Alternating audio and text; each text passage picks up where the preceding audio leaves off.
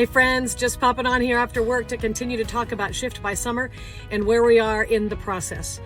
We spent the first couple of times together looking at what neuroplasticity is, how God made our brains, and how in conjunction with the scriptures, God actually made our biology so that we can do what he says, for instance, in Romans 12:2, do not conform any longer to the pattern of this world, but be transformed by the renewing of your minds. And that's what we're talking about. So then we spent some time trying to identify, that's the place we're at right now, is the identification of what is a thought pattern, a way of being, a behavior, an area of stuckness in my life that I want to see changed. So that's where we're drilling down right now. So we talked about those in terms of some thoughts that you can recognize easily, like perhaps yours is, I am not enough, or, things will never work out for me, or something even as, kind of life impacting, but not as quite as personal as like dogs are scary, or, heights are, unbearable, right? Anything like that.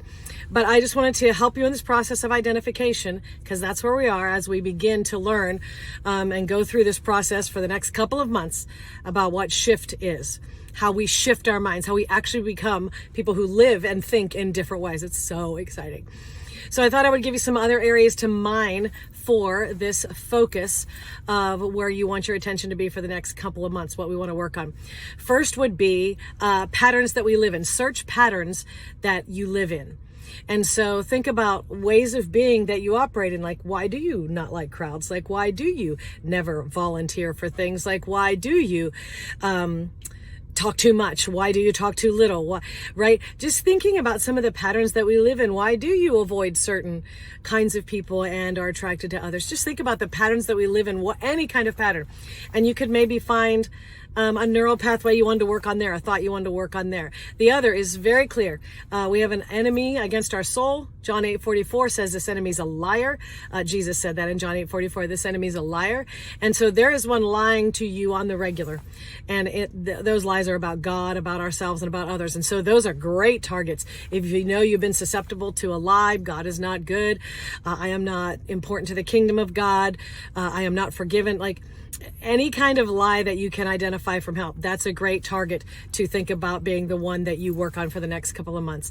Another area is anything that you can see in your life that would be characterized as self-sabotage. Try to get to the thought. How are you shooting yourself in the foot somehow, and try to get to the thought at the end of that at the bottom, I should say, at the set of that self-sabotage.